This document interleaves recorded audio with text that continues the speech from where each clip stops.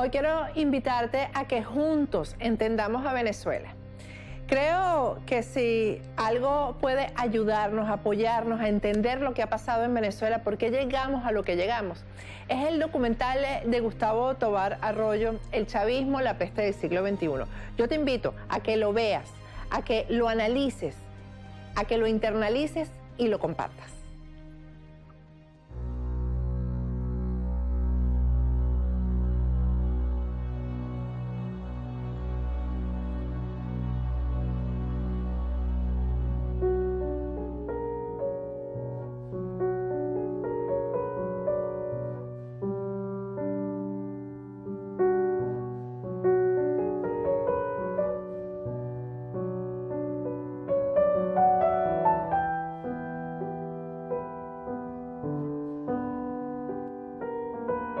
Desde los orígenes de la civilización, el peor enemigo del hombre ha sido el hombre.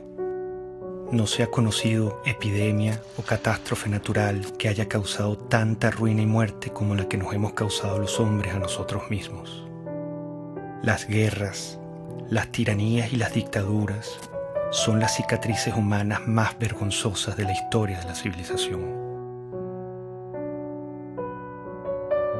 Venezuela, el país más rico de América Latina, vive una desconcertante transformación política y social a partir de 1992. Un carismático caudillo militar fue el protagonista de este tiempo.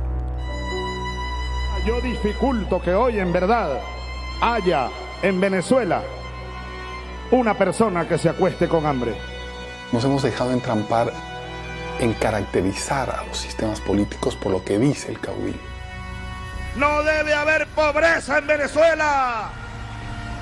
Y para ello yo sigo comprometiendo mi vida. Nunca he visto un país que colapse completamente. Colapse desde el punto de vista económico, colapse desde el punto de vista social, colapse desde el punto de vista político, colapse en las instituciones. Tenemos que llegar a cero miseria, a cero pobreza en los próximos años. No es fácil. Es haber arrasado a uno de los países más ricos del mundo. Los indicadores de salud. Bueno, vean ustedes los cambios, pues esto es lo nuevo. Esto es lo nuevo. Se coloca a Venezuela en el país con más inseguridad, con más homicidios, con más inflación. Somos la primera potencia petrolera de este mundo. Tenemos la reserva de petróleo más grande. En Venezuela hay petróleo para 200 años. El chavismo yo creo que es una colección fantástica de todos los errores de política económica que se han cometido en la historia. La economía debe ser enfocada con un objetivo central: satisfacer las necesidades de la sociedad, como queramos llamarlo. Por una política que ha enconado profundamente al país, dividiéndolo de una manera prácticamente suicida. El socialismo es el único camino a la paz perdurable, a la justicia social. Por eso la revolución nuestra, hay que recordarlo, pacífica, pero armada. No se equivoquen, burgueses. Mire lo que significó el chavismo para Venezuela. Una verdadera tragedia. Un país que ha perdido su democracia. El que quiera ver una democracia pujante, sólida, madura, venga a Venezuela, venga nada más. Yo creo que él nunca ocultó lo que él quería hacer. Yo creo que Chávez llegó con un proyecto de poder, nunca con un proyecto de país. Fuimos las víctimas de una peste ideológica que nos pisoteó, que incendió la piel de nuestro pueblo, que calcinó y enmudeció a nuestra Venezuela.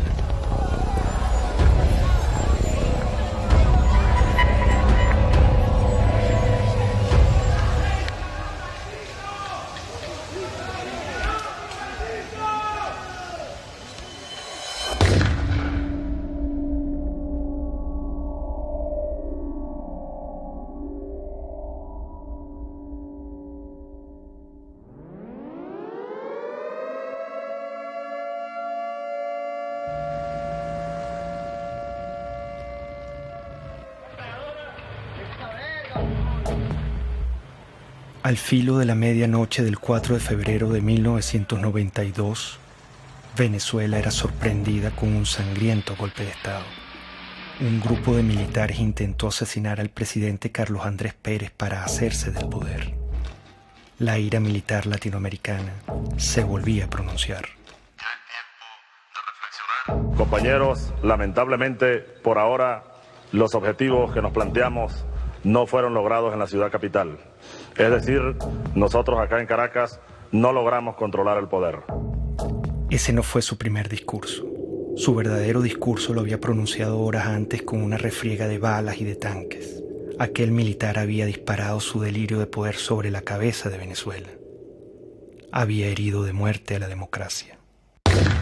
Bueno, Chávez representó un retroceso para Venezuela. Seguramente la democracia venezolana era imperfecta y necesitaba muchas reformas. Creo que cuando termine esta pesadilla que vive Venezuela, habrá una comprensión cabal del desastre que significó el golpe de Estado. El golpe irrumpe por las ansias personales. Ellos argumentaron que había un problema social y que ellos venían a hacer justicia. Chávez, desde que entró a la Academia Militar, prácticamente planeó la insurgencia, desde que era teniente. Y siendo teniente coronel, que había planificado eso durante por lo menos 15 años, usó su cátedra en la escuela militar para preparar e infiltrar. Eso fue un plan armado durante muchísimos años. Yo lo conocí a las 5 de la mañana del 4 de febrero del 92, que ingresé al Palacio de Miraflores con el presidente Carlos Andrés Pérez y vi que todavía estaban limpiando la sangre en el piso de la entrada de la oficina del oficial que Chávez mandó a matar a Carlos Andrés Pérez. Atacaron con bazucas para tratar de matar a la esposa del presidente de Venezuela, a sus hijas y a sus nietos. Si él hubiera triunfado en el golpe, hubiera fusilado a Carlos Andrés Pérez y hubiera fusilado a su familia. Para él, la muerte ajena es un instrumento de lucha política.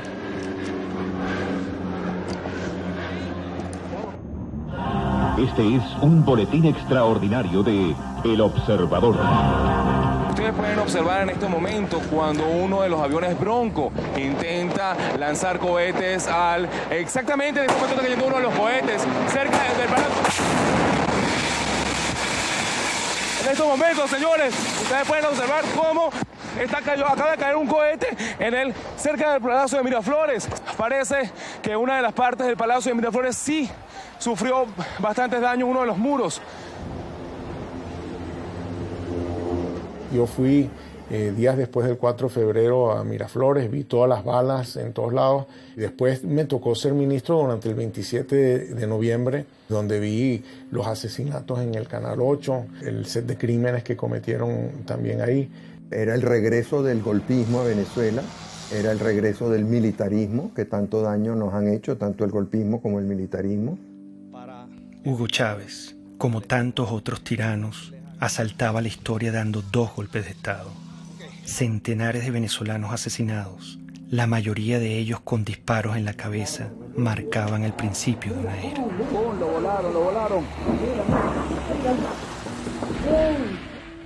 Rafael Caldera fue uno de los fundadores de la democracia en Venezuela. Fue presidente y senador vitalicio. Al día siguiente del golpe de Estado, su enemistad con Carlos Andrés Pérez y su propia soberbia lo hacían justificar la matanza.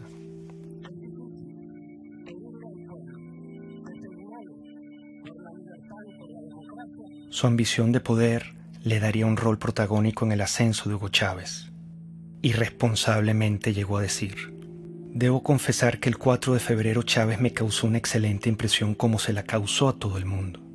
Aquellos segundos que usó Chávez en la televisión presentaron un hombre equilibrado, sensato. Lo cierto es que Hugo Chávez acababa de asesinar a centenares de venezolanos.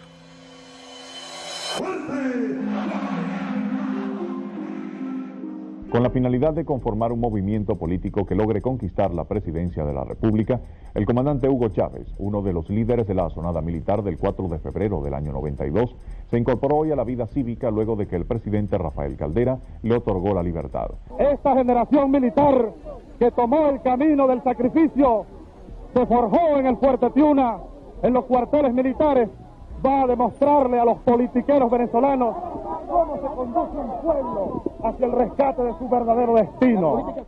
Le dieron un sobreseimiento a los golpistas y ni un solo venezolano le levantó su voz. Eso es un indicador de que no sabíamos lo que era la democracia. Las democracias se defienden con uñas y dientes. El movimiento bolivariano revolucionario 200 va a la calle, a la carga, a tomar el poder político en Venezuela.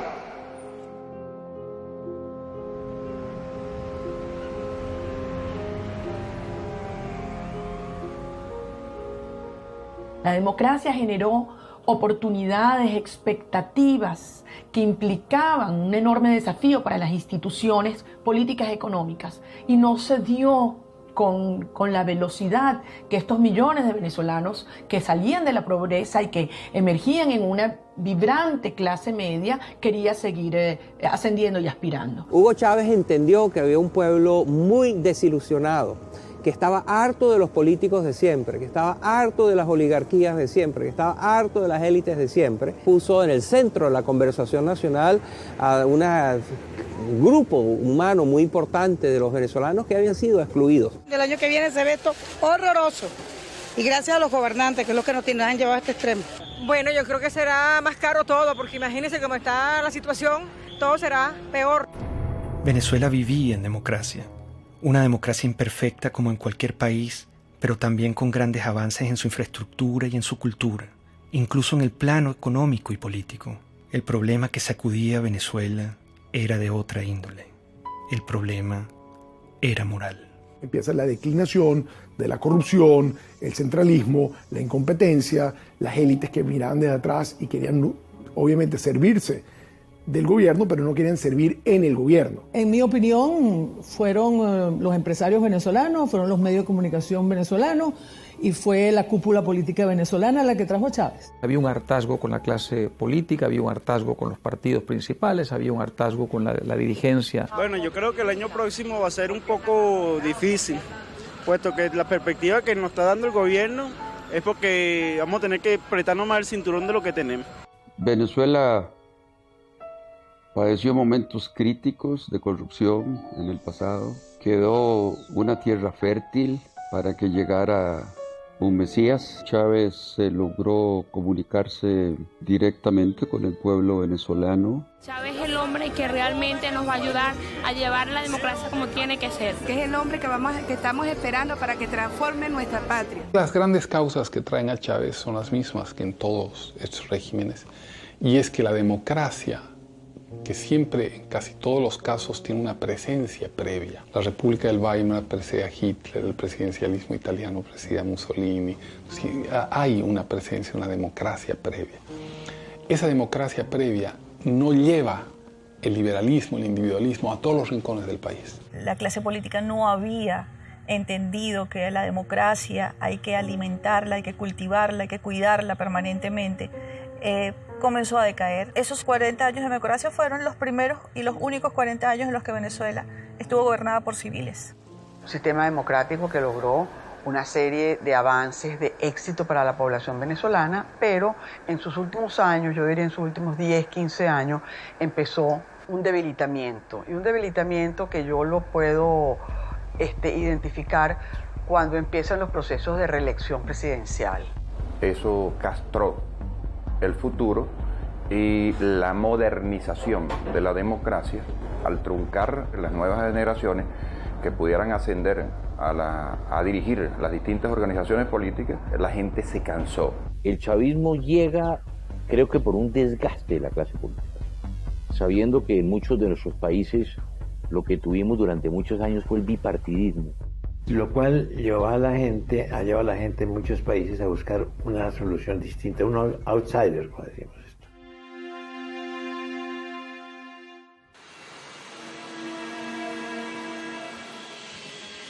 Hugo Chávez apenas salía de la cárcel viajó sospechosamente a La Habana, Cuba. Fue recibido con honores de jefe de Estado por Fidel Castro. Ahora, nuestro homenajeado de esta noche, el comandante Hugo Chávez. Cuba es un bastión de la dignidad latinoamericana y como tal hay que verla y como tal hay que seguirla y como tal hay que alimentarla. Y lo hizo. Prometió extender la mano al proyecto revolucionario de Castro y usar el petróleo de Venezuela como recurso político de expansión ideológica. Un proyecto estratégico de largo plazo, en el cual los cubanos tienen y tendrían mucho que aportar, mucho que discutir con nosotros. Es un proyecto de un horizonte de 20 a 40 años. Un inmenso abrazo bolivariano para todos ustedes.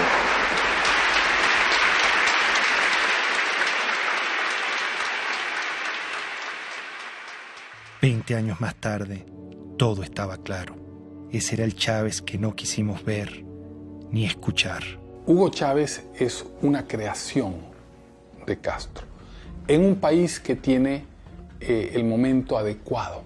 Ya lo había intentado antes con la guerrilla, penetrar con la guerrilla, y va fracasando en muchos modelos.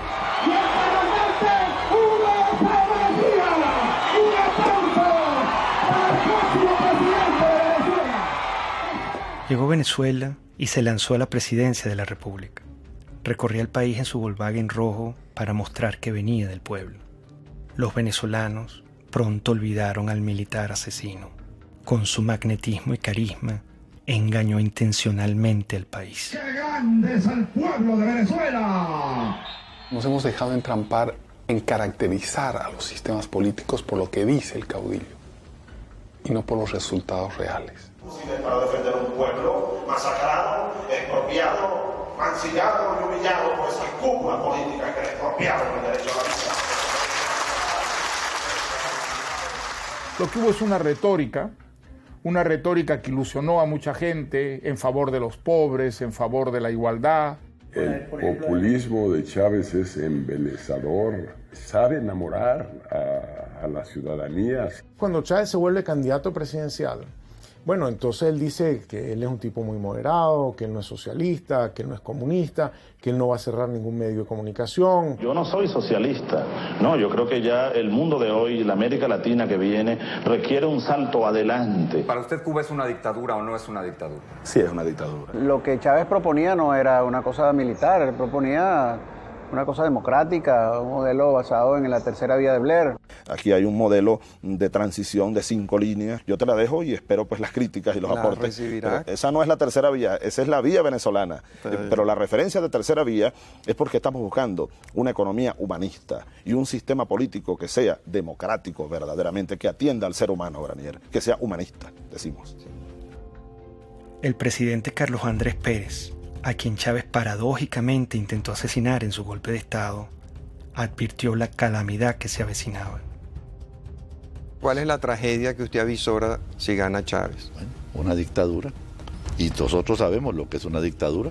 Aquí no hay ley, aquí no habrá derecho de expresión, aquí las cárceles se abrirán para quienes no estén de acuerdo con ese gobierno, no se le permitirá a nadie disentir, y todos los problemas que hoy vemos y que queremos acabar, los problemas de corrupción, los problemas del poder judicial, todos se harán más graves aún. Hugo Chávez Frías, 2.794.062 votos, 56.23%. Excelente, excelente, porque es la recuperación de los valores, es la recuperación de la dignidad también de la patria. Bueno, feliz, contento por el triunfo de nuestro comandante para que mejore nuestro país. Todo se ha consumado. Chávez. El militar traidor y asesino llegó al poder. ¿Cómo lo permitimos? ¿Estábamos tan mal como sociedad? ¿Qué nos pasó?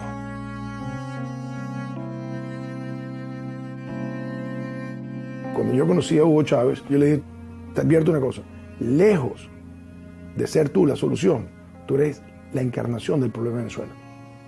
El hecho de que tú seas presidente es la demostración más clara de que este país fracasó. Yo no creía que pudiera tener éxito. Lo que oía del propósito, el propio juramento de la Constitución, me parecía de un adanismo esencialista muy peligroso. Te juro sobre esta moribunda Constitución, impulsaré las transformaciones democráticas necesarias para que la República Nueva tenga una carta magna adecuada a los nuevos tiempos. Lo juro. Yo he sido siempre reformista. Entonces, todos los liquidacionistas me parecen que son ahistóricos, que van en contra de la historia, que crean lo que Malraux decía, revoluciones que son un día de fuego y 50 años de humo. Chávez se encuentra con una nación rota, malherida y rabiosa, presa fácil para un caudillo populista. Yo creo que Chávez era un personaje muy simple, cuando yo le conocí. Simple en sus planteamientos políticos, que no tenía claros. Quería un cambio en Venezuela, pero no sabía exactamente muy bien hacia dónde. Chávez, el líder o el payaso o el cómico o el político, saca de la tumba a ese Drácula que causó tantas millones de muertes y tanta pérdida de valor en el siglo pasado, y lo desentierra y lo pone a caminar precisamente en nuestra América Latina y destroza Venezuela. En México se dice que no hay pillo que no sea simpático, y yo creo que Chávez es una perfecta descripción de eso. Por lo menos era muy simpático. No quiero abundar en la parte de pillo. Siempre lo que quiero y mis palabras es la ley.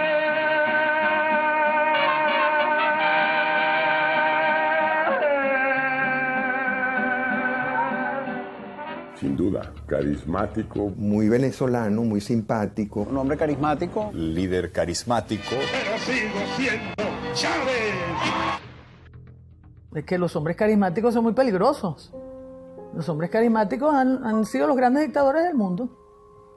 La gente se conecta emocionalmente, no racionalmente, con ese personaje.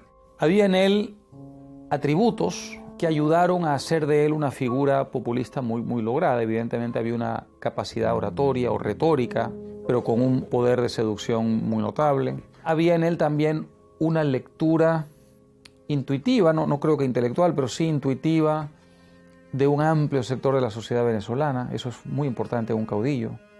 El idiota. Nosotros fuimos tan ingenuos, casi podría decir entre paréntesis tan idiotas, que pensamos que ya se había desaparecido ese personaje en los años 90. El idiota con toda su mitología, con todo lo que... Resulta que el idiota reapareció enterito, exactamente con todos los dogmas. Somos pobres porque los países ricos nos explotan, porque nos pagan mal nuestras materias primas y se enriquecen. Somos pobres por la oligarquía, toda esa tontería. El capitalismo siembra odio. En el capitalismo impera el odio. Fue evidente de un inicio democrático a cómo se fue separando ideológicamente, cómo se fue convirtiendo en una propuesta que no es ni siquiera de sustento ideológico, sino populismo puro, afán de poder, de controlar, de tener, de dominar, de mandar.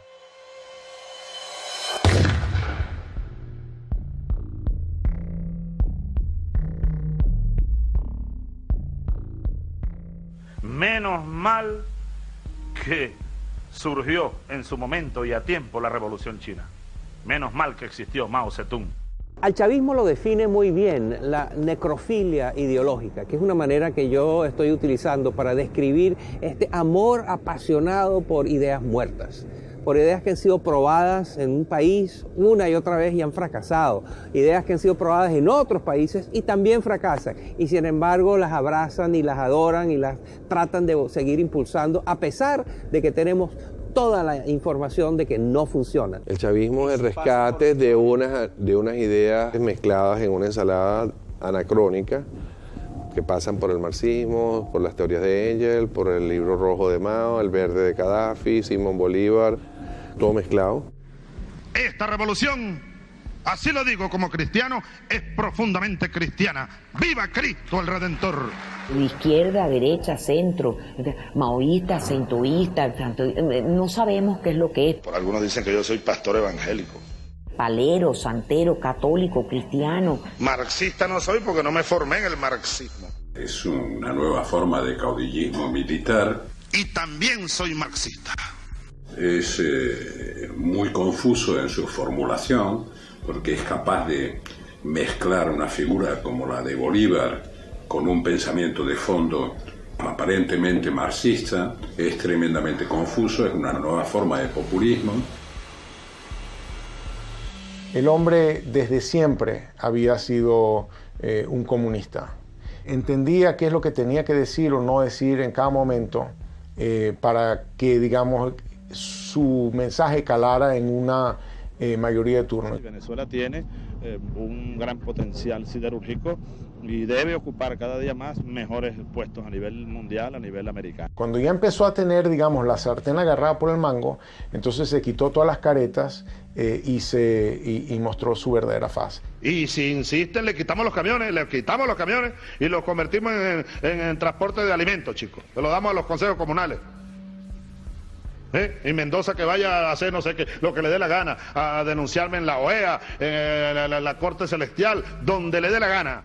Se fue apartando claramente de los principios más elementales de lo que es un gobierno democrático. La legalidad fue desapareciendo poco a poco, reemplazada por el poder omnímodo, ¿no es cierto?, de la voluntad del caudillo. Sin una visión clara o conocida, Chávez estaba decidido a transformar a Venezuela a su imagen y semejanza. Comenzaría por la Constitución. El Estado está caotizado, esa es una realidad. Para transformar el Estado necesitamos urgentemente una Asamblea Nacional Constituyente, no hay otra alternativa. Con la Constituyente del 99, Chávez empezó a mostrar su talante autoritario y personalista. El mismo militar que había dado 2 golpes asesinando a centenares de venezolanos, se empeñó ahora en aniquilar la única república civil y democrática que habíamos tenido los venezolanos. No vayan, compatriotas, ustedes a cometer el error que cometieron los que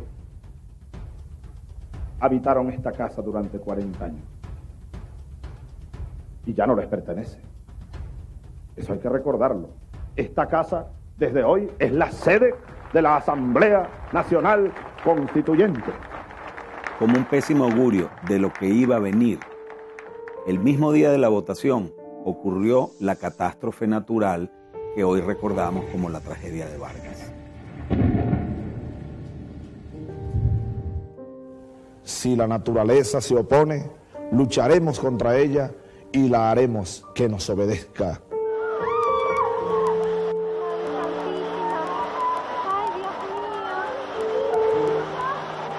Ha nacido la República Bolivariana de Venezuela.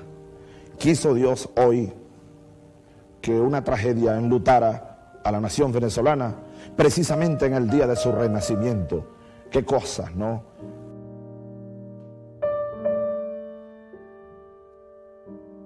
El drama que se vive en el estado Vargas es definitivamente inarrable. No se conoce las personas que perdieron la vida en esta implacable tragedia natural. El drama no finalizaba. Chávez rechazó la ayuda humanitaria ofrecida por los Estados Unidos y profundizó el horror y la tragedia. Vargas era un bastión desde el punto de vista geográfico, geopolítico, porque es la entrada del país, es el puerto, es el aeropuerto. Y si se sembraba una recuperación por la vía estadounidense, pues yo iba a ser la imagen más notoria de lo que implicaba la recuperación de Vargas.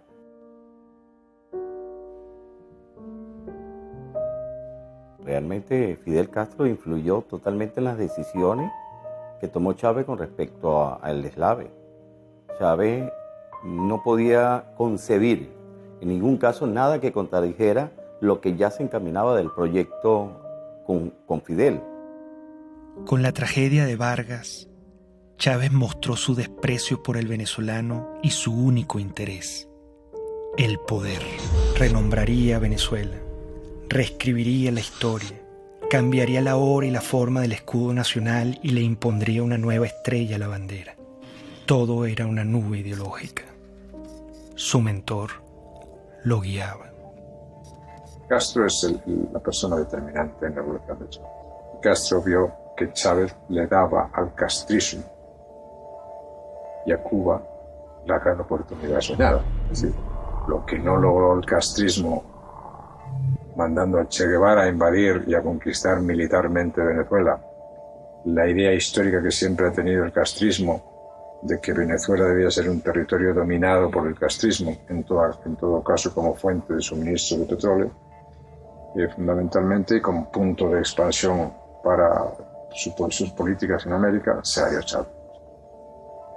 Un líder joven, lleno de vida, al quien le quedan por delante grandes tareas que realizar, hasta la victoria siempre.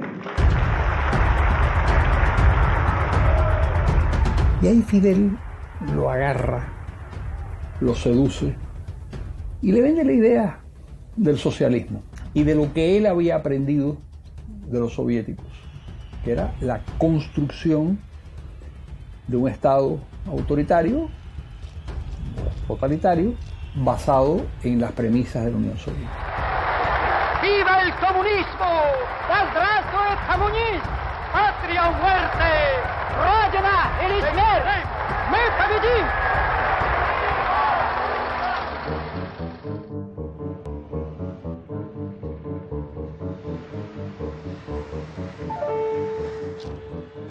Venezuela se vestía de verde oliva. Se convertía en un cuartel. Revolución socialista, vaya General Canelones, patria socialista o muerte. ¡Venceremos! La figura de teniente coronel es, digamos, la primera vez que tiene autonomía para comandar tropa. Por eso se le dice el comandante. Es netamente de una misión de tropa, de dirigir tropa, de ordenar a la tropa y de llevar a la batalla militar a la tropa. Los movimientos totalitarios de izquierda se meten en tu cuarto. No puedes ir a comprar lo que te da la gana, no puedes educar a tu hijo como tú quieras, no puedes viajar, no puedes tener tus documentos, no te permite tomar ninguna decisión libremente. Él dijo, la revolución es pacífica pero no pendeja, porque los tanques, los aviones, los fusiles y los cañones de las Fuerzas Armadas están al servicio de la revolución. Porque de ahora en adelante tendremos generales, almirantes, oficiales y tropas revolucionarios, antiimperialistas, socialistas y chavistas, para que les duela más. Yo era presidente de PDVSA, hablé con él sobre el tema y le dije, caramba, presidente, mire, me preocupa mucho lo que usted dijo, porque las Fuerzas Armadas no están al servicio de ninguna parcialidad política. Las Fuerzas Armadas están al servicio de la República y la revolución es una parcialidad política. Ellos no entienden que al definir la Fuerza Armada como chavista le están atribuyendo una parcialidad política a un grupo que es armado de toda la sociedad venezolana. O sea, nosotros tenemos partidos políticos en Venezuela y un partido político que está armado con el ejército. Chávez gastaría miles de millones de dólares en armamento militar. Si tomamos en cuenta que desde 1830 las armas venezolanas solo han sido usadas contra venezolanos, el peligro era inminente.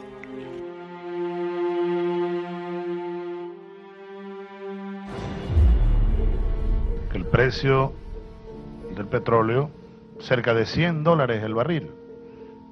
Desde nuestro punto de vista es un precio justo. Ya a los 7 meses, 8 meses de Chávez, el petróleo sube y ese es el gran factor que utiliza él para poder irradiar su revolución. Un barril de petróleo que pasa de $8 a $150 y que permitió entonces comprar todas las complicidades dentro y fuera del país. Estos irresponsables, porque fueron unas personas sin ningún control, empezaron a utilizar ese dinero para adquirir poder político internacional y poder político nacional, lograron una combinación en la cual de una u otra manera tenían al pueblo contento. Con la subida de los precios del petróleo, la primera institución comprada o más bien secuestrada sería el sistema electoral, acción encubierta y determinante para consolidar su poder. Nosotros todos los rectores del Consejo Nacional Electoral estamos constitucionalmente en la obligación de defender a la institución. La primera jugada maestra fue en el sistema electoral. Pusieron al frente del Consejo Electoral a Jorge Rodríguez, un psiquiatra experto en manipulación de masas y en manipulación de la verdad. A partir de entonces, nunca más en Venezuela hubo una elección libre y transparente como se conoce en las democracias del mundo entero. Un gobierno que llegó al poder también por las urnas, con elecciones, y luego también siguió celebrando algunas elecciones, se hizo reelegir, pero donde evidentemente existía un control y una concentración de poder muy fuerte. Chávez y el chavismo y todo el poder cubano ya desde el principio empiezan a construir el fraude. Consejo Nacional Electoral de Venezuela niega la posibilidad de realizar un reconteo de votos. La presidenta del organismo, Tibisay Lucena, anunció que escrutar las papeletas sería regresar al sistema electoral manual del pasado. Primero reclamamos que Tibisay Lucena vaya presa porque hizo fraude. El fraude fue genial. La forma como lo armaron fue genial. Y la razón por la que era imposible detectar era porque el fraude no fue hecho generalizado, sino puntual. Cada mesa tenía una forma de hacer el fraude en esa mesa. Uno no puede esperar nada de un régimen que lo controla todo y poner tus esperanzas en lo electoral.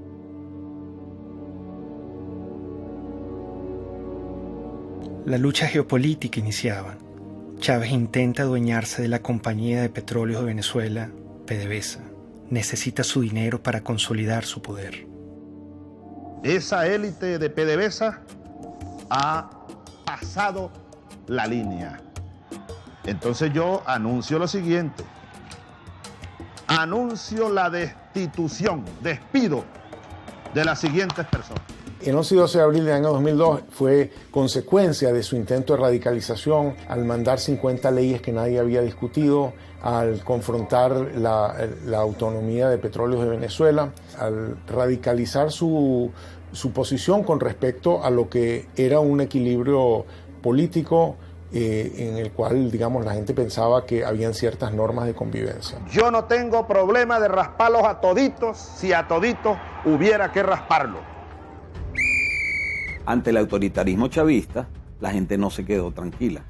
El 11 de abril, Chávez había pretendido tomar control arbitrariamente de PDVSA para concretar su proyecto hegemónico latinoamericano. Frente a esto, millones de venezolanos salieron a las calles a protestar como nunca antes se había visto en la historia de Venezuela. Que prosigamos pacíficamente nuestra marcha a solicitar la renuncia del presidente de la República.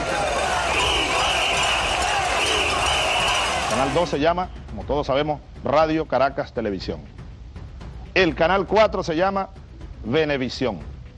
Y el canal 10 se llama Televen. Esos tres canales están en este momento fuera del aire. ¿Hasta cuándo? No sé.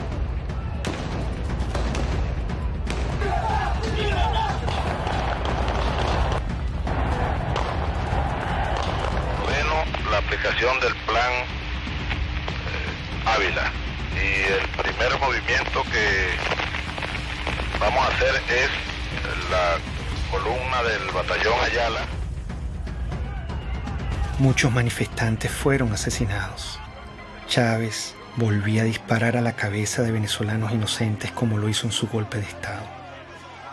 Hay que responsabilizar como ejecutor a Rodríguez Chacín. Hay que, como autor intelectual y jefe de esa banda de delincuentes, al propio Chávez, al propio presidente de la República.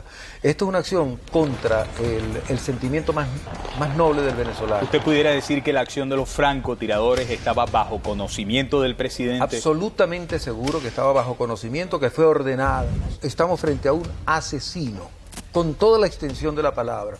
Una persona enferma, un paranoico, enfermo de poder, que cree estar poseído de una tarea histórica, destruyendo y matando venezolanos.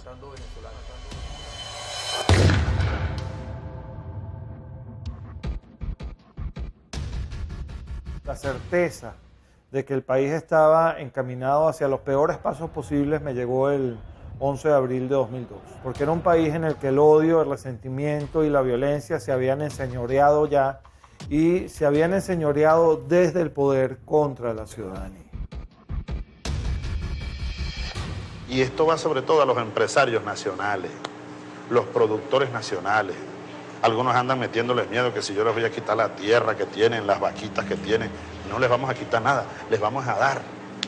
En Venezuela murió el productor agropecuario Franklin Brito, quien se encontraba en huelga de hambre por defender sus tierras en el estado de Bolívar. En todo momento el Estado venezolano utilizó todo el poder del gobierno para torturar a mi papá, para mantenerlo preso en un hospital militar. Mi papá ya iba a cumplir 9 meses en un hospital militar contra su voluntad. Chávez inicia un circo de expropiaciones y asaltos a la propiedad privada. En aquella casita que está allá vivió Bolívar recién casado. Esa casita que se ve ahí con 2 balcones. Y ahí lo que están en unos negocios. Exprópiese. Él expropia y no produce y además quiebra a los que están produciendo. Si tratan de parar la producción, les expropio todas las plantas de procesamiento de arroz. Se las expropio, no tengo problema. No crean que les voy a pagar con dinero contante insonante. Y Chávez sobrevolaba en helicóptero una zona agrícola y Chávez se asomaba a la ventana y decía, ¿de quién son esas tierras que están ahí? Están bien buenas esas tierras. Bueno, al día siguiente esas tierras estaban expropiadas. Entonces ahora yo les digo, yo estoy interesado en comprar y vamos a nacionalizar el Banco de Venezuela. Empieza a hacerse el estado de la banca, de seguros, de industrias, sobre todo industrias de alimentos. Las va destruyendo y deja al pueblo de Venezuela sin comida, con el cuento de que el empresario es un hereje, que no tiene virtudes. O sea, vuelve a un discurso muy, muy antiguo, maniqueo, de buenos y malos. Que están explotando a la clase media sobre todo. Porque ellos, los privados, casi no construyen viviendas para el pueblo. No, ellos siempre hacen es viviendas de alto costo para la clase media y la exprimen a la clase media, la exprimen. Cuando yo veo que Hugo Chávez Frías dice que comenzaría el proceso de expropiación, ya lo habían hecho con algunas empresas, y que había que atacar a la empresa privada, y dije, ay, ¿qué es esto? Cambió el rumbo totalmente, pero el Hugo Chávez del 2000, del 98, ese no era el Hugo Chávez Frías, y ahí están todos millones de venezolanos, creímos en una esperanza. Esa esperanza se sepultó porque yo lo viví en carne propia. El daño económico que se le ha causado a la sociedad venezolana, que podría ser hoy día uno de los países más prósperos del mundo, después de haber tenido el boom de los precios del petróleo. Y sin embargo es un país que está arruinado, con un crecimiento negativo gigantesco, con desabastecimiento, con pobreza, con angustia, con desesperanza. Frente al atropello, una mujer lo encaró. Por favor. ¿Cómo puede usted hablar de que respeta al sector privado en Venezuela cuando se ha dedicado a expropiar, que es robar? Este es el momento de darle respuestas al país, a las más de 180.000 madres y mujeres que en estos 13 años han perdido a sus hijos, a sus esposos, a sus padres, y a los cuales no se les ha hecho justicia. Esto es lo que yo hablé desde el fondo de mi alma, del corazón, del estómago. Yo estaba hablando por eso, por las más de 100.000 mujeres que han perdido un ser querido y que nunca le han ni siquiera pedido perdón o dado el pésame, de las amas de casa que ya se peleaban por un litro de leche. Es lo peor que ha pasado porque antes uno no estaba así. Uno tiene que hacer cola para comprar pañales, para comprar leche, para comprar comida. Uno aguanta hambre, pero como uno le dice a un bebé que no puede comer. Todo se va en comida.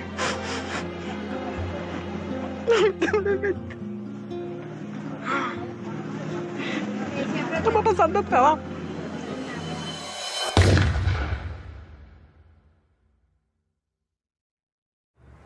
Esta gente todo lo que ha hecho es irracional.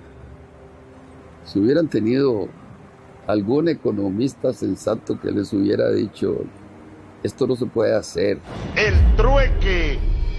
Y al final todos salimos ganando. ¿Saben cómo se llama eso? Socialismo. No, aquí no estamos produciendo para ganar dinero. El chavismo yo creo que es una colección fantástica de todos los errores de política económica que se han cometido en la historia. En los libros de texto están llenos de cosas que el mundo ya ha aprendido a no hacer. Pues el chavismo las ha hecho todas. Venezuela tiene el peor desempeño económico del mundo. En este momento no hay país que tenga una caída del producto más grande que la de Venezuela, no hay un país que tenga la inflación más grande que la de Venezuela, no hay un país que tenga la escasez más grande que la de Venezuela. Bueno, la situación económica no está bien. Nosotros vendíamos pollo, pernil, hervido, todo eso. Esto funcionaba bien. De repente, todo se fue para abajo. La situación del país está terrible, lo que provoca es llorar. Todos roban, todos. Todo es una corrupción total.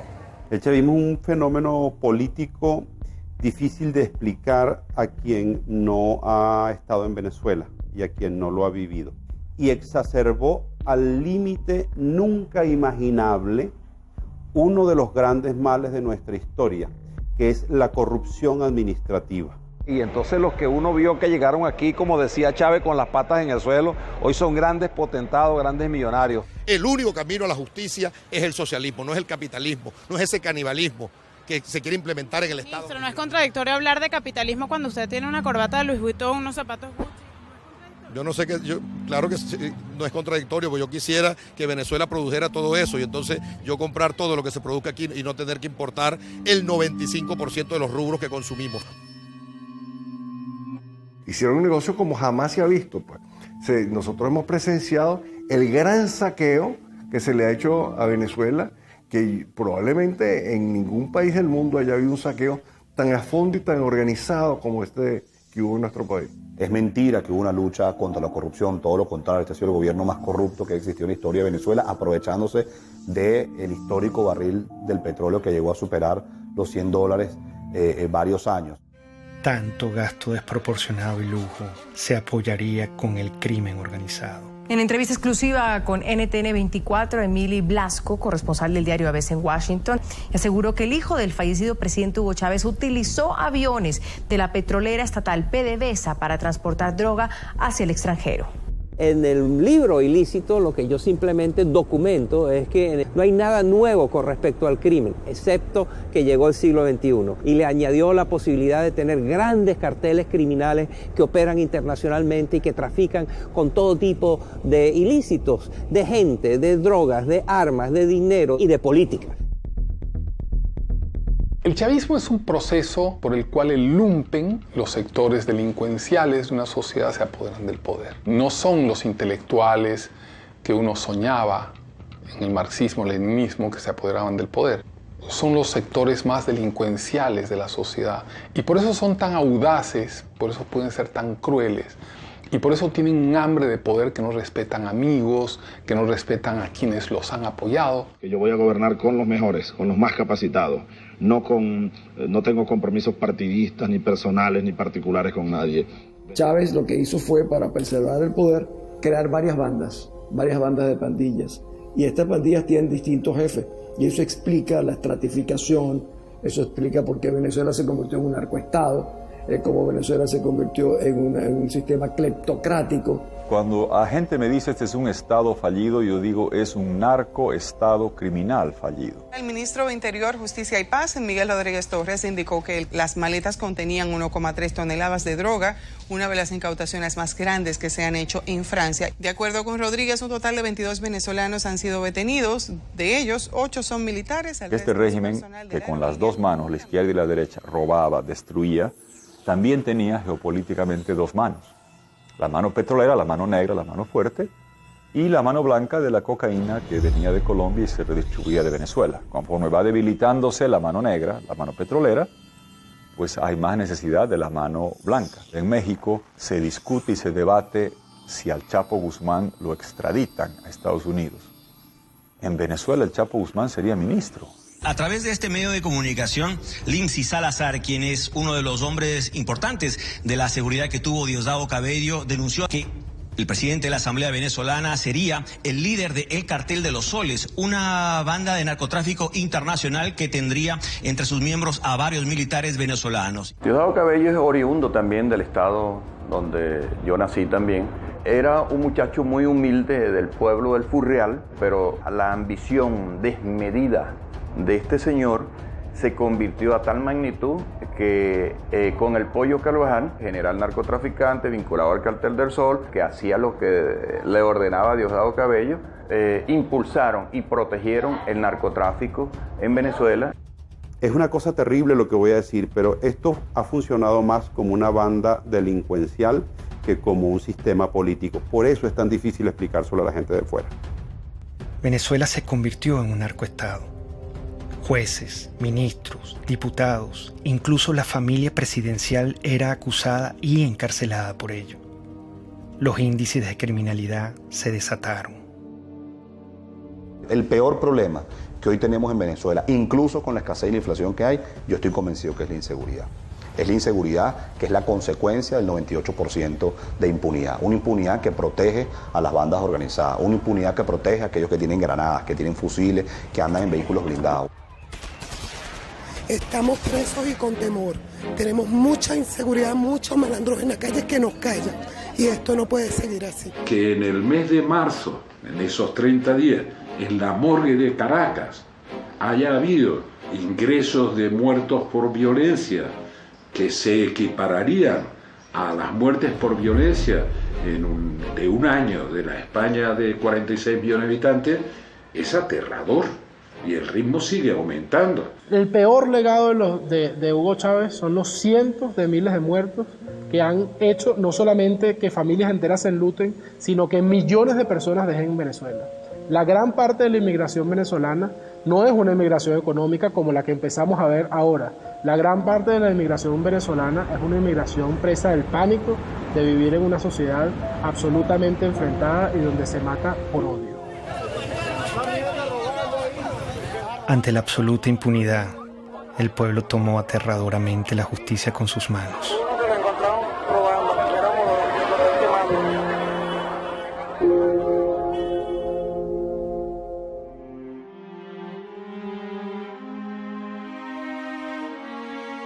En la lógica totalitaria no existen argumentos, existen posiciones e intereses. Y está la revolución y lo que le conviene a la revolución, y están los enemigos de la revolución y lo que le conviene a los enemigos de la revolución.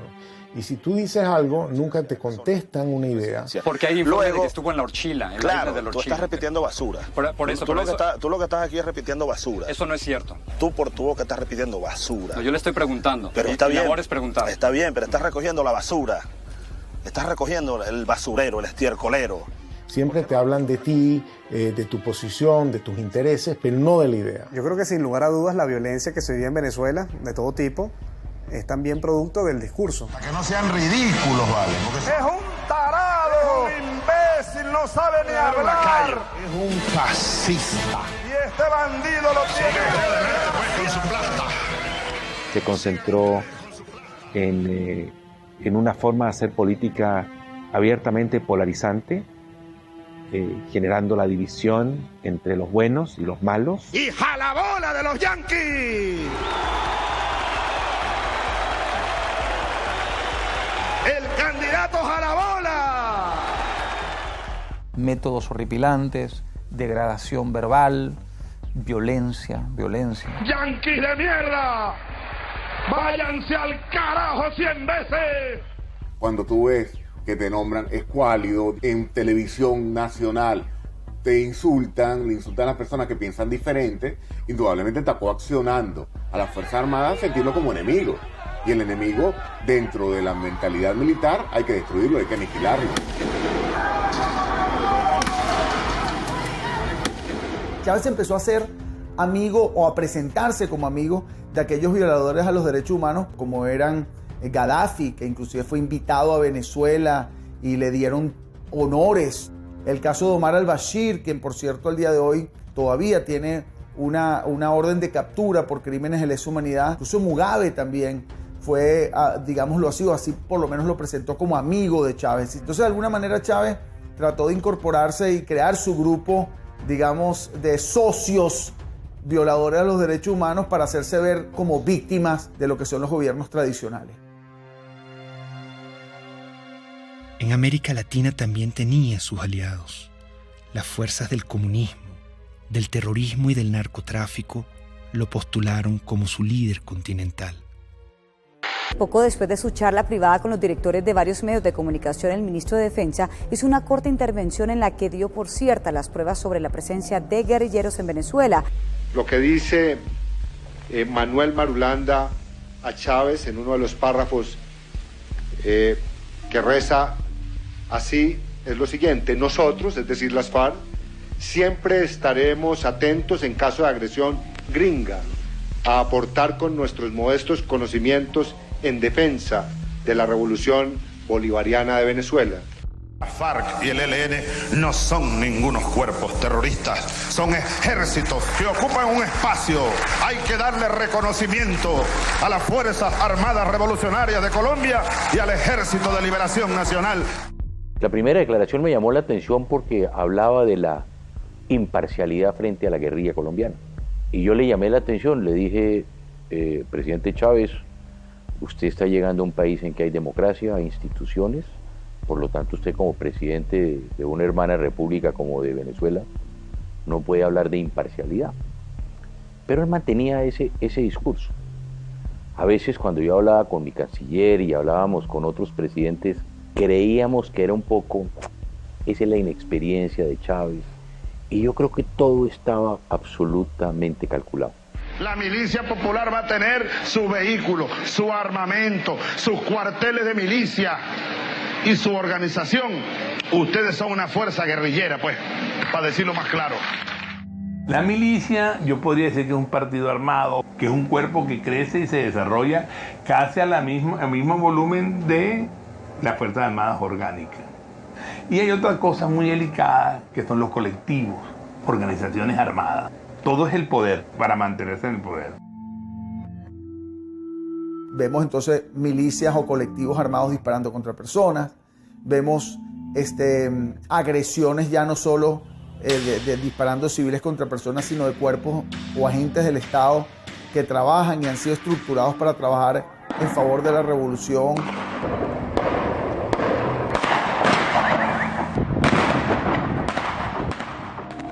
Se dispuso controlar hasta la última conciencia. No quería críticas. La libertad de expresión también debía ser pisoteada. Hay un señor por ahí, de esos representantes de la oligarquía, que quería ser presidente de la oligarquía. Y que luego esos gobiernos adecocopellanos le dieron concesiones para tener un canal de televisión. Estoy viendo la televisión, una cadena más, y me llama la atención el tono en el que está hablando delante de militares. Y ahí es donde él hace el anuncio de que él va a cerrar a Radio Caracas. No habrá nueva concesión para Radio Caracas Televisión. Se acaba la concesión. Ya está redactado la medida. Así que vayan preparándose, apagando los equipos, pues.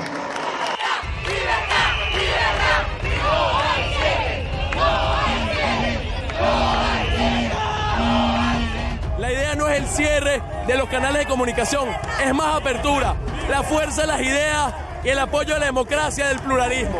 Pero no nos van a cerrar la conciencia y nos van a cerrar el corazón.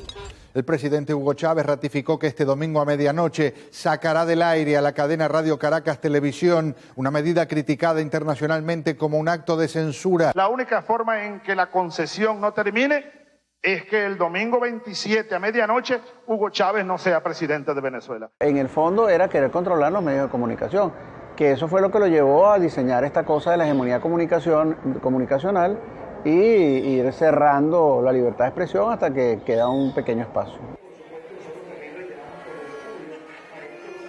Yo una vez leí que los jóvenes hacen política desde la indignación, ¿no?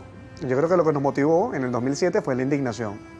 Es como que vimos que se metieron en nuestra casa, te apagaron la televisión, ese momento fue muy dramático cuando se acabó la señal, fue algo que se metió en la vida de uno, no era tanto si Chávez era popular o no, sino que era ilegal y era inmoral y estaba malo y era inaceptable que decidieran por ti. No podemos ser ajenos a lo que pasa en el país, no podemos vivir en un cuadrito, libertad de expresión y estamos en la calle. Me motivó a mí en 2007, o lo que me llevó a dar un paso al frente para colocarme en la vanguardia, fue especialmente la libertad de expresión y muy específicamente el cierre de RCTV.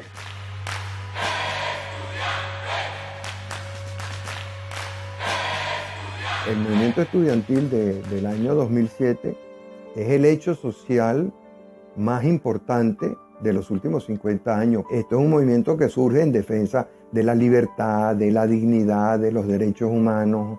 Y lo que ellos están diciéndole al país y a Chávez, en cierta forma, es: no, señor, tú eres mi pasado, no me gusta este presente y voy a pelear por un mejor futuro. Soñamos con un país donde podamos ser tomados en cuenta sin tener que estar uniformados. Eso fue un punto de quiebre, porque los estudiantes salimos de las aulas a la calle. Si fuera necesario, pero el pueblo tiene que salir, pero el pueblo tiene que acompañarnos, pero la gente en esos barrios de Caracas, oprimida, pobres y sin posibilidades, tienen que salir a pelear por su futuro. Somos unos jóvenes que apenas con 21, 22, 20 años de edad salimos con nuestras manos blancas de manera creativa, irreverente, con mucho espíritu desafiante en las calles, pero siempre de manera no violenta. Y le demostramos al mundo, y hoy lo podemos ver en perspectiva, que la reserva más importante que tiene Venezuela era la reserva moral de los estudiantes. Ese movimiento estudiantil logró generar pasión, esperanza, energía, fe en la gente que sí se podía. Pese al surgimiento del movimiento estudiantil, Chávez siguió su proyecto hegemónico. Decidió transformar la Constitución para poder eternizarse en el poder y convertir a Venezuela en un comunismo a la cubana.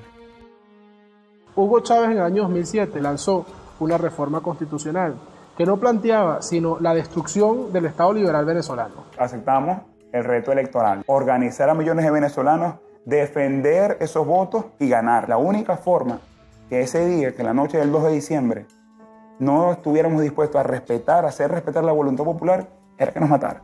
Por eso el gobierno se echó para atrás y no se robó la elección del 2007. La opción del no, 4.504.354 con un 50.70%.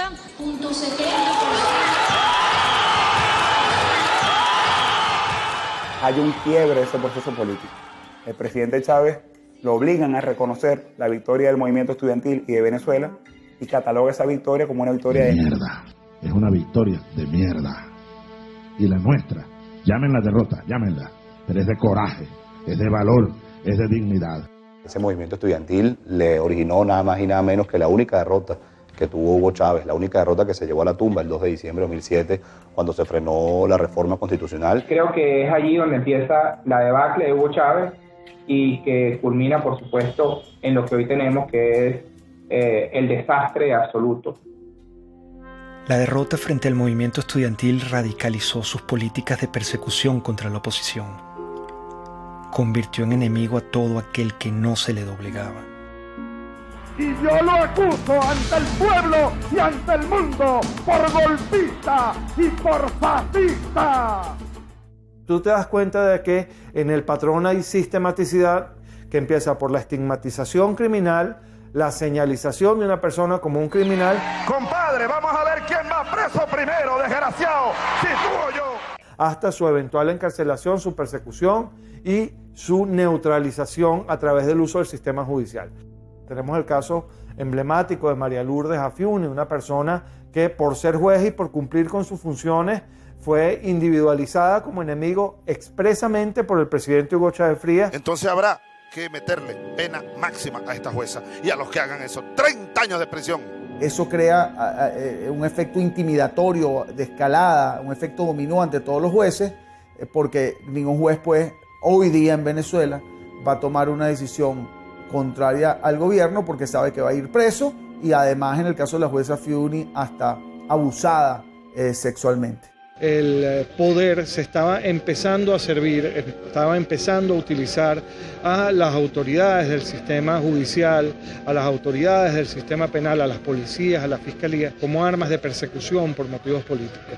Fechas en las que se han producido cerca de 4.000 detenciones, arrestos o privaciones arbitrarias de la libertad de fundamentalmente jóvenes por protestar contra el poder. Ese pobre muchacho no estaba haciendo nada. Ha pasado con los médicos, los farmacéutas, la religión judía, los hebreos también han sido perseguidos. Aprovecho para condenar de nuevo, desde el fondo de mi alma y de mis vísceras, al Estado de Israel. Maldito seas, Estado de Israel. La Iglesia Católica. Si quiere, hágalo, señor cardenal, para que usted termine. Se siguen reuniendo. Preso. Preso con sotana y todo. No hay nadie en Venezuela en este momento, al día de hoy, que no pueda decir que de una u otra manera no ha sido víctima de alguna forma o alguna modalidad de persecución por parte del gobierno.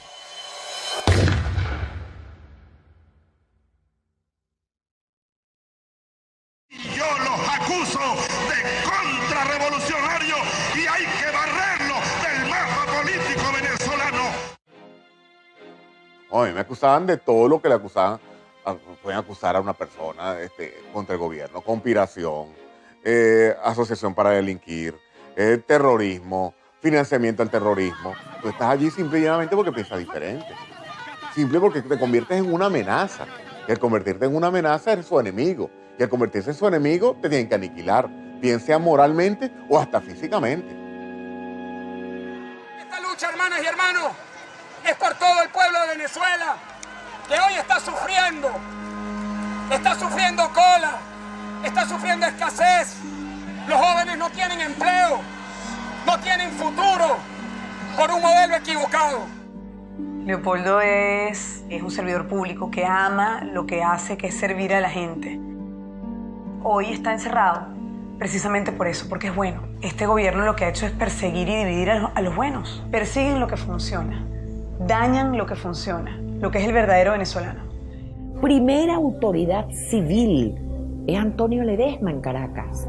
Y se presenten 120 y tantos hombres que el modo como se llevan a Antonio Ledesma es para hacer una película. El ejercicio del terror como mecanismo de poder. ¿Por qué está Leopoldo López preso? ¿Por qué está preso Antonio Ledesma? ¿Por qué? Porque el mensaje que transmite la revolución es muy claro. El líder político que ordene una movilización de calle, no importa lo que sea, va preso.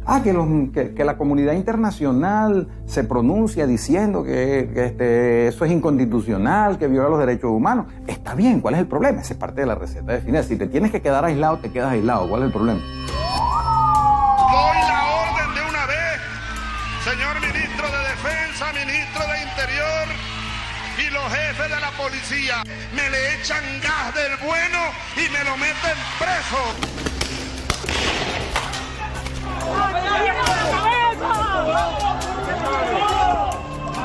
Están matando a gente, loco.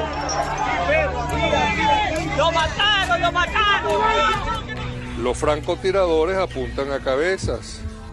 El sonido que producen una cabeza escuálida es mucho menor, es como un chasquido, porque la bóveda craneana es hueca. Vacío de contenido. Exacto, entonces pasa rápido. Nosotros vimos organismos de seguridad del Estado dispuestos a matar a nuestros hijos con balas en la cabeza, dispuestos a dispararle en las piernas para que no huyeran.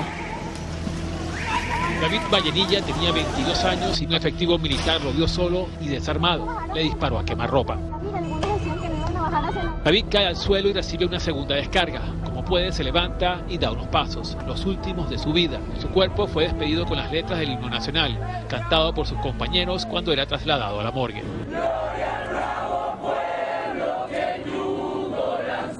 Es la segunda muerte de un manifestante que es asesinado por militares delante de cámaras de televisión en menos de una semana.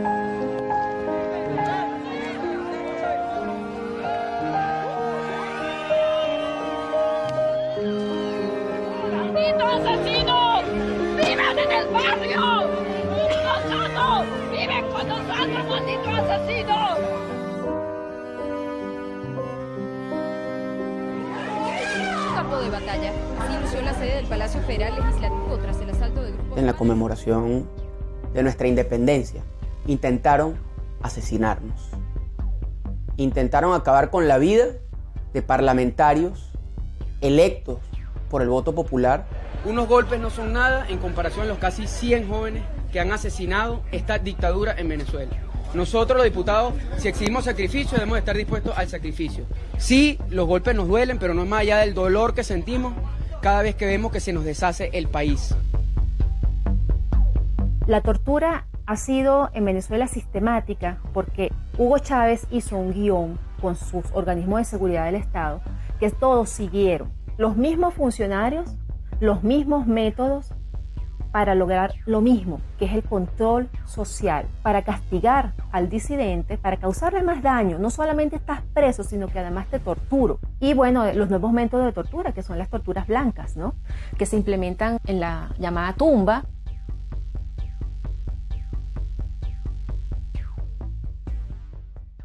Sí fui torturado.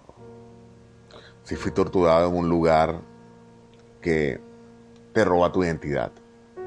En un lugar donde tú sientes que estás muerto en vida. Donde el frío te hiela hasta los huesos. Donde tú ves una pared blanca 24 horas al día. Donde la luz está encendida y no te permite dormir correctamente. Donde el silencio impera. Donde te sientes sin esperanza. Donde la comida te llega fría, que tienes que comer con las manos. Donde tus gritos nadie lo escucha. Donde tu dolor nadie lo siente. Es estar enterrado vivo, Gustavo. Independientemente de los precios del petróleo, el gobierno garantiza al pueblo venezolano todos los recursos necesarios para lo que resta del año y continuar impulsando el desarrollo integral, el desarrollo económico. Terminado ese superciclo de precios, se acabó el socialismo del siglo XXI. Es decir, esa ilusión de que la gente puede vivir de unos buenos burócratas y que esos buenos burócratas, repartiendo eficazmente los panes entre la sociedad, nos iban a hacer felices a todos. Pónganme el precio del petróleo, pónganmelo a cero y Venezuela no entra en crisis. Pónganmelo a cero. El precio de los commodities vino abajo y el petróleo caro y el gas caro dejó de ser el gran padrino de las dictaduras de izquierda de América Latina. La crueldad daba para más. Privaban de alimento y medicina a la población para someterla y controlarla. El chavismo es como para ellos. Si fuera para uno, todos tuviéramos comida. Yo le apuesto que esa gente toda tiene comida en su casa, porque estamos pasando hambre. Hay demasiada escasez de comida. Para mantenerse en el poder, el elemento táctico es la pobreza como instrumento de dominación política. O sea, mientras tú te mantengas en un estado de pobreza, te domino. Yo te convierto en una persona sin recursos, pero con esperanza. Todos los días nos engañan. El pollo de nosotros. ¿Cuándo compramos? El martes tenemos hambre. El pueblo tiene hambre. El primer problema para los más desfavorecidos es saber si, estando desde las 5 de la mañana en una cola, van a encontrar algo. Por tanto, es alimentación básica, medicamentos inmediatamente necesarios para la enfermedad de cualquier familiar. Es fuerte, pues es fuerte. Sobre todo eso lo de la comida. A veces me toca salir por ahí, en casa, y un plato de comida para mi hijo. A veces, muchas veces, mío, se te cuesta sin comer. A veces para medianoche, mamá mía, no tengo nada que darle. Que es una política, sin la menor duda, dirigida a reducir a una parte de la población a una situación de crisis humanitaria extraordinaria, que es el tema de la falta de alimentos, medicinas, equipos, etcétera, que podemos analizar. Largas colas y humillación marcaban al pueblo para que pudiera acceder a migajas de comida. Estamos cansados, chamo, de hacer cola, estamos cansados de esta mariquera todos los días. los viejos, los jóvenes, mira los bebés en pijama, ¿qué es esa vaina? En Venezuela se han importado alimentos para alimentar a 3 países del tamaño de nuestro país.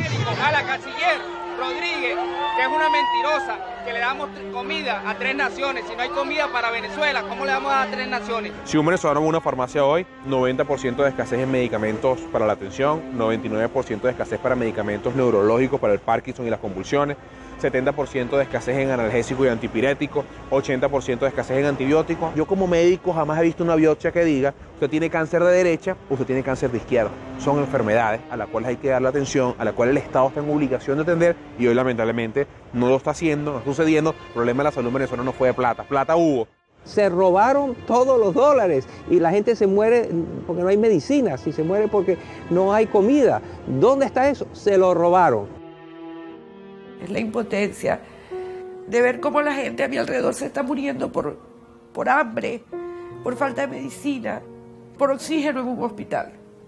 18 años que un régimen, porque esto no lo puedo llamar yo gobierno, destrozó el país. Se olvidó del pueblo. Y se olvidó que ese pueblo los puso en el poder. Y se olvidó que ese pueblo tiene necesidades.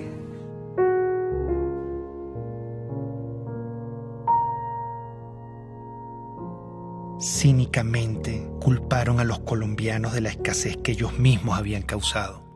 No cesa el número de colombianos deportados por parte de las autoridades venezolanas. Ya son 283 que han llegado aquí a la frontera colombo-venezolana en la Guajira colombiana. Es inimaginable lo que sucedió, es que estábamos viendo el Holocausto. Cuando marcaban las casas, que era una casa que estaba revisada, o la R o la D, la R revisada, y de R y D revisada y demolerla, eso no se había vivido en América Latina. Y ver esos rasgos hoy en día, la persecución en esa semana, ver a los colombianos saliendo de Venezuela, era tanto igual o peor que ver a los de Siria o ver a los de Grecia en sus barcas o traspasando fronteras en Europa para buscar migrar hacia otros países. Cosas que nunca habían sucedido. Había un niño enfermo y el papá rogándole que lo dejara llevar al hospital y no lo dejaban y todo por ser colombianos. Yo no creo que eso sea justo, que nos hayan sacado de allá así como unos perros, porque así fue como nos sacaron. No importa que andemos desnudos, no importa que no tengamos ni para comer, aquí se trata de salvar la revolución. Las reformas que introdujo el comandante Chávez retrocedieron a Venezuela gradualmente hacia una dictadura en la que la libertad sufrió un terrible menoscabo. Con el chavismo, la libertad quedó despedazada. Todos los derechos humanos sin excepción fueron irrespetados y violados. El comandante ordenaba: para retirarnos de inmediato de la tristemente célebre Comisión Interamericana de Derechos Humanos. Ya basta. ¿Hasta cuándo nosotros vamos a estar con esa espada de Damocles? A lot of dictatorships are very similar, and basically what you need in a dictatorship is to keep the very small number of people happy. That means that you're keeping a lot of people unhappy. Milosevic was very committed to destroy educated urban middle class in Serbia because he felt the real threat to his regime comes from these people. I was living in a country which was prosperous once. I ended up seeing people standing in the lines for bread, seeing parents desperate because they can't keep the medicine or, the food for their own kids. You see the stores in Venezuela now, they remind me painfully of my childhood. I have an impression of the government that doesn't really care about the people. It's super happy being in their little corrupted circle. And they don't even look at the street. They live in some kind of the parallel world. El chavismo intentó plagar con su ideología al mundo. Una bacteria ideológica se inoculó en Latinoamérica y poco a poco fue creciendo hasta que se desarrolló en una peste. Es la peste del siglo XXI. Es una enfermedad muy peligrosa porque es una enfermedad que ha cundido, yo te diría, hasta los huesos a un grupo importante de la población que no va a desaparecer. Conquistando una relación, yo diría, en muchos casos parasitaria, de gobiernos, algunos caribeños, otros de Sudamérica y Centroamérica. En muchos casos en España de Podemos. Podemos es una amenaza real para la democracia. Estamos hablando de personas chavistas comunistas que quieren acabar con el sistema democrático. Ser demócrata es expropiar, aunque os duela. ¿Qué es lo que haría un gobernante decente? Expropiar. A los bancos que están acabando viviendas les expropiaría y las pondría en alquiler social. Recordemos que la influencia económica de Venezuela, por ejemplo, cómo logró comprar conciencias, comprar voluntades, comprar adhesiones usando los petrodólares. Algo de eso hubo en Chile, pero afortunadamente no logró penetrar a la sociedad chilena. La sociedad chilena tiene muy claro que Venezuela es una tragedia. El que es chavista, no es que es like, o la mitad sí, la mitad no. Si eres chavista, chico, eres chavista, ¿vale? Si estás con Chávez, estás con Chávez. Si no estás contra Chávez. El chavismo se ve a sí mismo como la consagración de la salvación de Venezuela, como la segunda independencia. El chavismo se percibe así. El tiempo llegó y es para siempre. Chávez ya no soy yo. Chávez es un pueblo. Chávez somos millones. Tú también eres Chávez, mujer venezolana. Tú también eres Chávez, joven venezolano. Tú también eres Chávez, niño venezolano. Tú también eres Chávez, soldado venezolano. El caudillo es igual al partido, es igual al país, es igual a la historia, es igual al futuro. Entonces, él constituye las instituciones, la historia, la moral. Y en ese proceso de concentrar todo, es un tipo que no da ningún beneficio al país. La pregunta es cómo es posible que un país tan rico como Venezuela haya caído en la situación que ha caído como consecuencia del chavismo. Pero también la pregunta podría ser muchas otras. ¿Cómo es posible que la Alemania, que era la gran nación avanzada en la literatura, en las ciencias, en la cultura, en la música, cayera en manos de una banda criminal que llevó al mundo a una guerra terrible y fue autora de un genocidio, los nazis, espantoso? Chávez empezó a convertirse en un traidor a la identidad venezolana. Empezó a cubanizar a Venezuela y empezó a introducir conceptos políticos que no forman parte de nuestra cultura. Yo creo que ese fue el gran error de Hugo Chávez.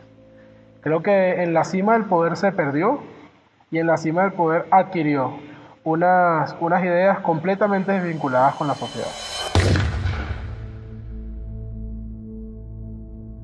Comenzó, por tanto, y de inmediato, otra serie de estudios especiales que confirmaron la existencia de un tumor abscesado con presencia de células cancerígenas. Hugo Chávez pidió al pueblo venezolano respaldar al actual vicepresidente Nicolás Maduro en caso de una ausencia total que lleve a la nación a convocar unas nuevas elecciones presidenciales. El mandatario aseguró que Maduro es el hombre que puede continuar con el llamado socialismo del siglo XXI.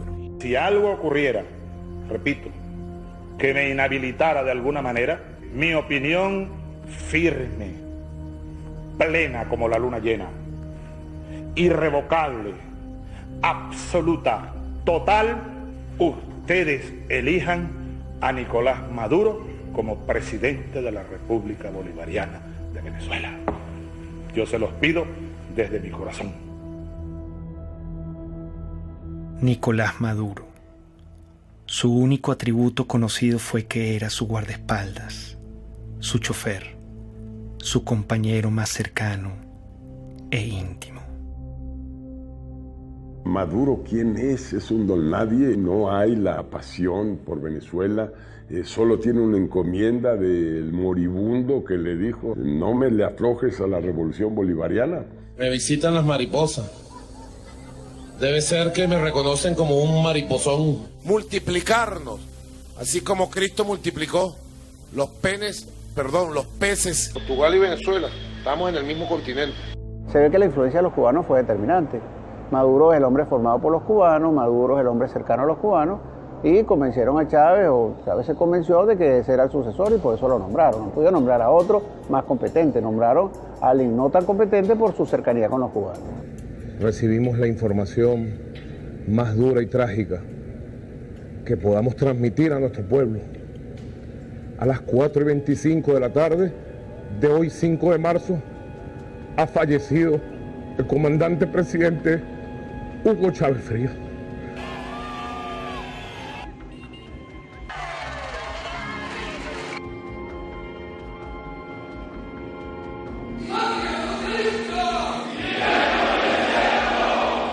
Vaya en paz.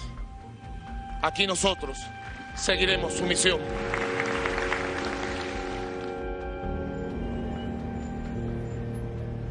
¿Qué legado dejó? Lo que dejó fue el país destrozado. Eso fue lo único que dejó él. Corrupción, hambre, violencia, división entre familias. Ese es el legado de ese señor. Esta es una de las 7 plagas que cayó en Venezuela. Lo peor que ha existido en este mundo. Lo peor, esa es la desgracia más grande que tiene Venezuela. Haber llegado a ese hombre, estamos peor porque hay más muertos todos los días, más delincuencia, más escasez. O sea, estamos peor que un país en guerra. Nunca he visto un país que colapse completamente, que se desmembre la familia venezolana. 2 millones de venezolanos se han ido del país en los últimos 3 años, 4.000 a 5.000 cruzan por día la frontera de Colombia en solución de continuidad permanente. Entonces, esa es la situación que vive hoy el país, no tiene nada que ver con la situación que vivía cuando Chávez asume el poder. Su gran legado es demostrar que ni éramos tan fuertes, ni éramos tan demócratas, ni éramos tan hermanos, ni éramos tan guerreros, ni éramos tan sólidos, ni éramos tan echados para adelante. Que era fácil darle un empujón a eso, tirarlo todo por la borda y montarse sobre la gente. Nadie se puede imaginar que un país que no esté en guerra esté viviendo lo que está viviendo Venezuela. Ha destruido el sentimiento de pertenencia de los venezolanos como una unidad, como una ciudadanía compartida. ¡Estamos pasando hambre! ¿Puedes creer que esto sea justo, vale? El país cambió, la gente cambió, las miradas cambiaron. Ya tú en Venezuela no ves sonrisas, no ves alegría, ves indignación, ves frustración, ves miedo. Y eso lo vimos todos los días. Nos dañaron profundamente. Mire lo que significó el chavismo para Venezuela, una verdadera tragedia. Un país que ha perdido su democracia, donde no se respetan los derechos humanos, donde se persigue a los adversarios como si fueran delincuentes. Estamos en un país ahorita muy necesitado. Tenemos que comer comida de la basura. La situación que estamos viviendo ahorita es fea, ¿no? En el nombre de los pobres, de la justicia y de la paz, se ha cometido el crimen más grande en la historia de nuestro país. El crimen de lesa humanidad es un ataque masivo o sistemático a la población civil cometido por una organización, que puede ser estatal o no estatal, de acuerdo a un plan. La existencia de presos políticos, la tortura a esos presos políticos, la detención como instrumento político, la generación de violencia como instrumento político, la muerte de manifestantes u opositores. En todos los años del chavismo fueron 2.000 personas que fueron asesinadas, lo cual implica una utilización del asesinato como mecanismo de sujeción y de represión para sostener el aparato político bajo control. El artífice, el creador de la criatura, se llama Hugo Chávez Frías. Matar a una persona en Venezuela se llama homicidio, pero matar a todo un pueblo de hambre se llama chavismo.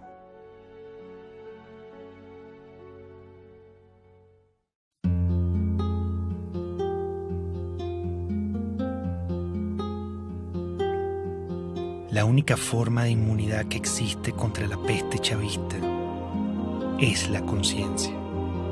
Mientras nuestro aliento sea capaz de empañar una lámina de vidrio, tendremos fuerzas suficientes para luchar por la libertad.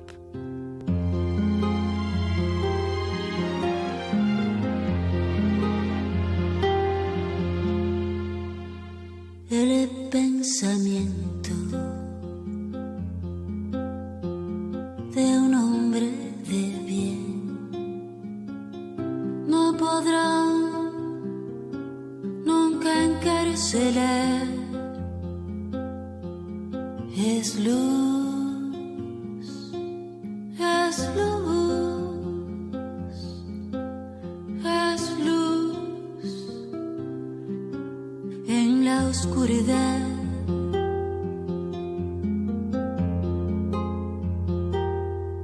Dijo el poeta en su pesar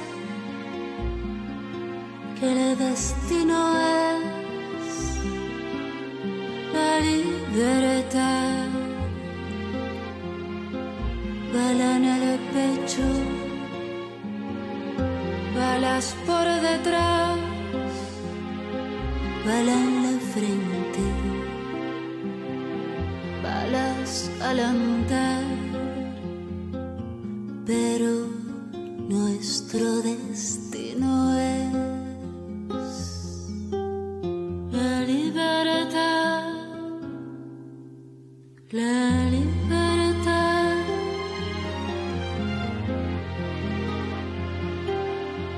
Todos los sueños de un hombre de bien no podrán nunca encarcelar. Son luz, son luz, son luz en la oscuridad. El poder tiene miedo de caer, pero caerá. Él caerá. El poder tiene miedo de caer, pero caerá. Ahí caerá. Nuestro destino es la libertad, la libertad. Luz, es luz, es luz en la oscuridad.